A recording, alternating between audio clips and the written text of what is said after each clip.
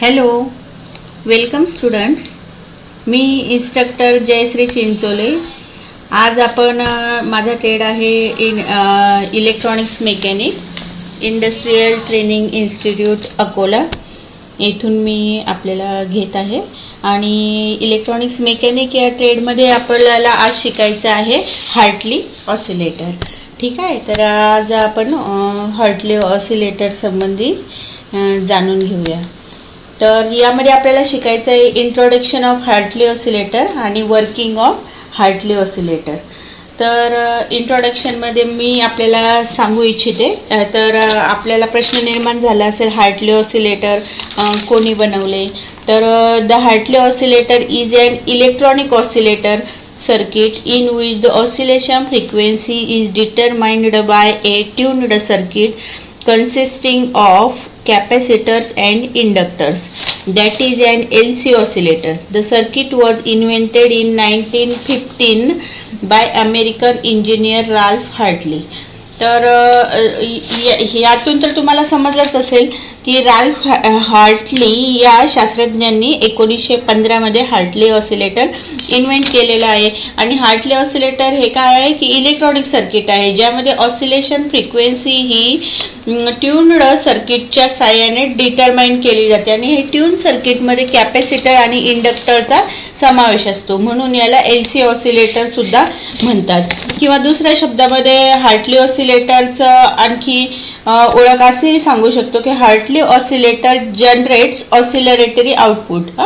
तर आपण दुसऱ्या शब्दामध्ये मी समोर सांगतेच आहे तुम्हाला की डेफिनेशन की Hartley oscillator is an electronic device which produces continuous repeated alternative waveform without any input. और Hartley oscillator converts oscillator unidirectional current flow from DC source into an alternating waveform of desired frequency.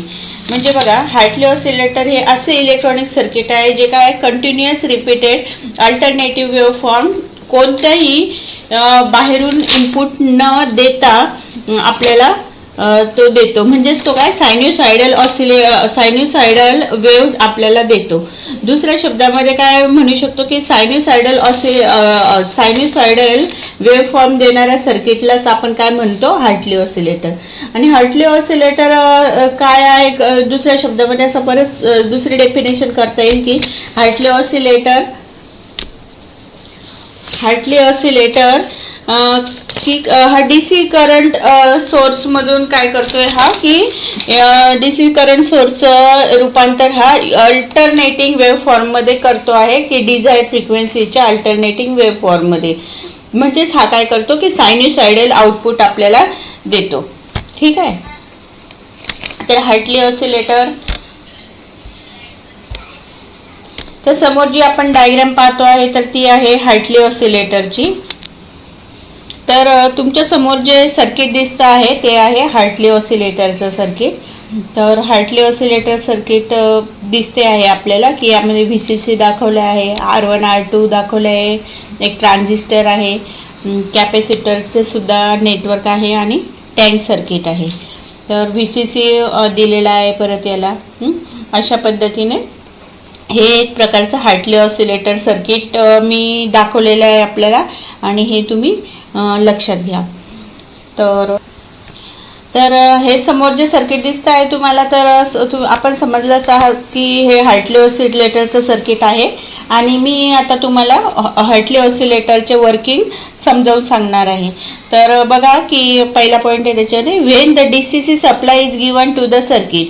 म्हणजे जेव्हा आपण DC supply या सर्किटला देतो आहे VCC मार्फत त्यावेळेस काय होतं.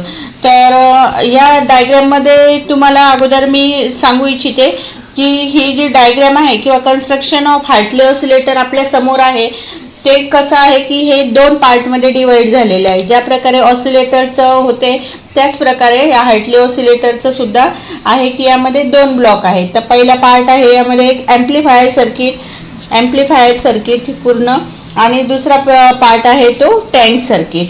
तर ॲम्प्लिफायर सर्किटमध्ये काय आहे की एनपीएन ट्रान्झिस्टर हा कॉमन एमिटर ॲम्प्लिफायर आपण वापरलेला आहे. एक एनपीएन प्रकारचा ट्रान्झिस्टर वापरला आहे आणि जे कॉन्फिगरेशन वापरलेलं आहे ट्रान्झिस्टरचं हे आहे की कॉमन इमिटर एम्प्लिफायर सर्किट यामध्ये यूज केलेलं आहे.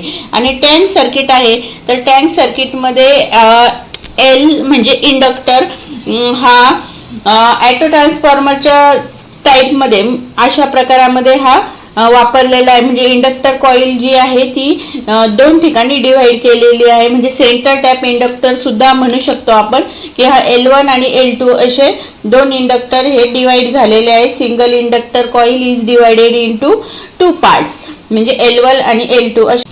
तर यामध्ये ॲम्प्लिफायर सर्किट आहे. सुरुवातीची स्टेज मी सांगितले आहे तुम्हाला. तर ही लिंक झालेली आहे ऑसिलेटर सर्किट सोबत, म्हणजेच काय LC सर्किट किंवा टँक सर्किट सोबत. टँक सर्किटचं फंक्शन म्हणजे काय आहे की विशिष्ट फ्रिक्वेन्सीला हा काय करतो की ट्यून करतो. म्हणून LC oscillators are used to operate on radio frequency range. तर हे जे LC ऑसिलेटरचा हा हार्टली ऑसिलेटर टाईप म्हणता येईल आणि हा रेडिओ फ्रिक्वेन्सी रेंजसाठी आपल्याला वापरात येतो. आणि यामध्ये जे रेजिस्टर्स आहेत ते R1 आणि R2 हे काय करता येते की पोटेन्शियल डिवायडर अरेंजमेंट दाखवलेली आहे. तर हे आहे की या ट्रान्झिस्टर सर्किटचं प्रॉपर बायसिंग होण्यासाठी वापरलेलं आहे. आणि यामध्ये जो इमिटर रेजिस्टर आहे RE हे बायस स्टॅबिलायझेशनसाठी आपल्याला वापरामध्ये येतो. म्हणजे यामुळे काय होतं ट्रान्झिस्टरचा क्यू पॉइंट स्टेबल असणे गरजेचे असते. तर हा क्यू पॉइंट स्टेबल होतो. RE helps in bias stabilisation. And CE emitter bypass capacitor आहे. C जो आहे त्या समोर जोडलेला तो आहे इमिटर बायपास कॅपॅसिटर. म्हणजे हा काय करतो हा easily passes the AC signal. AC signal easily pass करतो. अशा प्रकारे हे सर्किट मी आपल्याला दाखवलेलं आहे. तर मग यामध्ये जो आहे तो वर्किंग कसं आहे याचं की जेव्हा VCC मधून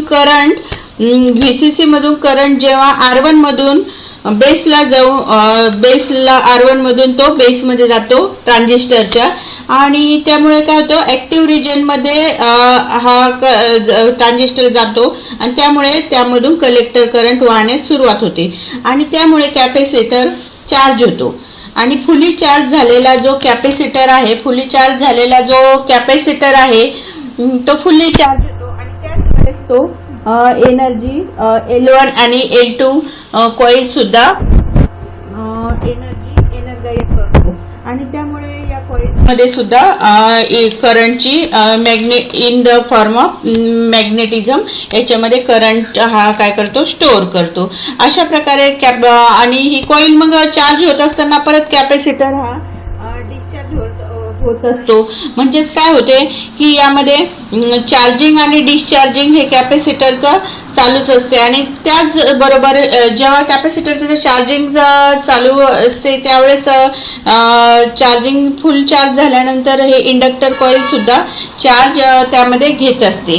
म्हणजे जेव्हा इंडक्टर कॉईल सुद्धा त्याच वेळेस चार्ज होत असतात आणि जेव्हा इंडक्टर कॉईल पूर्ण चार्ज होते त्यावेळेस काय होतं कॅपॅसिटर डिस्चार्ज होतो. आणि परत मॅग्नेटिक इंडक्शन मुळे परत कॅपॅसिटर चार्ज होतो. असं म्हणजे कॅपॅसिटरचे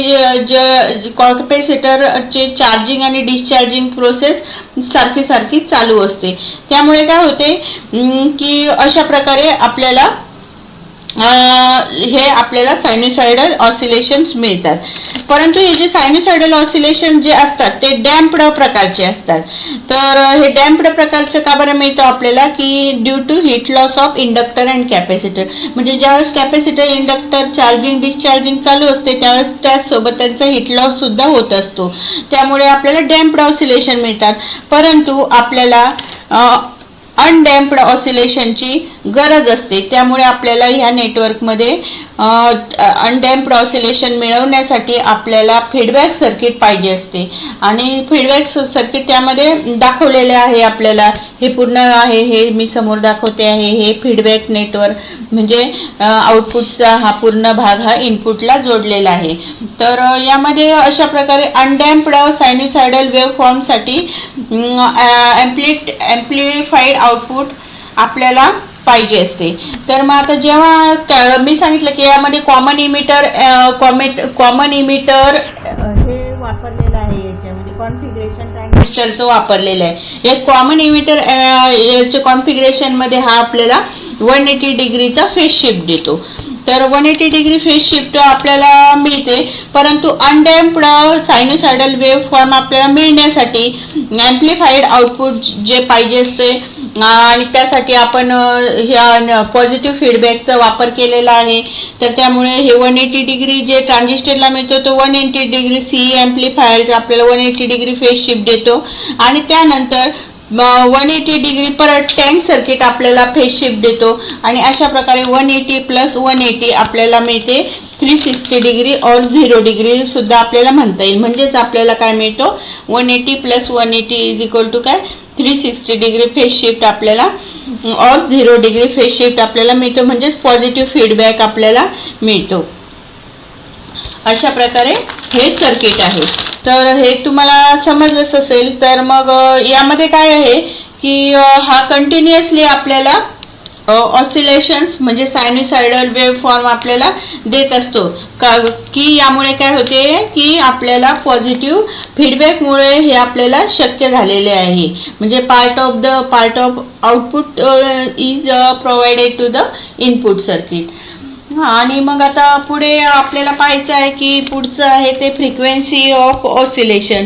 तर फ्रिक्वेन्सी ऑफ ऑसिलेशन म्हणजेच frequency formula for Hartley oscillator हा महत्त्वाचा आहे आपल्याला. तर frequency is equal to 1/2 pi root of LTC where LT is equal to L1 plus L2. तर LT म्हणजे टोटल इंडक्टन्स आहे कॉइलचा आणि तो दिलेला आहे L1 प्लस L2 म्हणजे दोन्ही कॉइलची ॲडिशन आहे. हे LT मध्ये दाखवलेलं आहे. आणि C म्हणजे कॅपॅसिटर हे तुम्हाला माहिती आहे, त्याची व्हॅल्यू त्यामध्ये टाकून आपण हे काढू फ्रिक्वेन्सी याची हार्टली ऑसिलेटरची काढू शकतो. ठीक आहे. पुढे पाहूया ॲप्लिकेशन्स ऑफ हार्टली ऑसिलेटर. तर Hartley oscillators are mainly used in radio receivers. म्हणजे हार्टली ऑसिलेटरचा वापर हा रेडिओ रिसिव्हर्समध्ये होतो. सेकंड आहे तो particularly uses for good quality sine wave signal. म्हणजे हार्टली ऑसिलेटर काय करतोय की गुड क्वालिटी सिग्नल जिथे आवश्यक आहे त्या ठिकाणी सुद्धा त्याचा वापर केला जातो.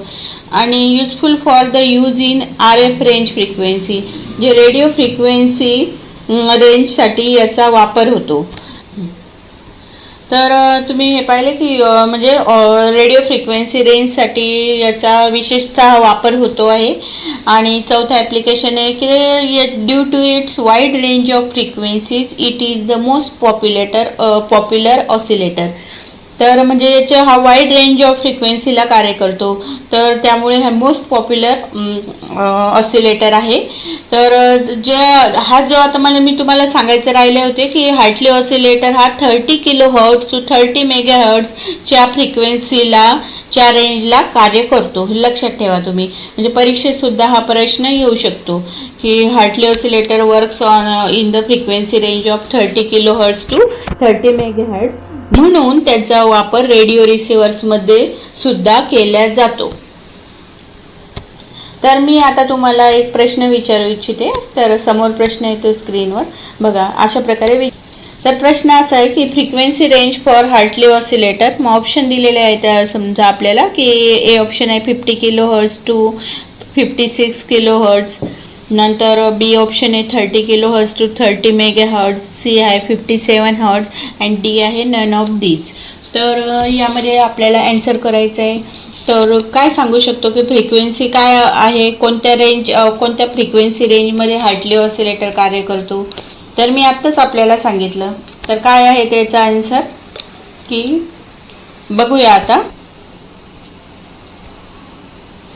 30 किलोहर्ट्ज टू 30 मेगाहर्ट्ज अशा प्रकारे क्वेश्चन्स आपल्याला विचारले जाऊ शकतात. तर तुम्ही व्यवस्थित पूर्ण मी शिकवलेल्या याच्यावर अभ्यास करा, रिवाइज करा हा टॉपिक. ठीक आहे. आणि चॅनलला सबस्क्राईब करा. धन्यवाद. थँक्यू.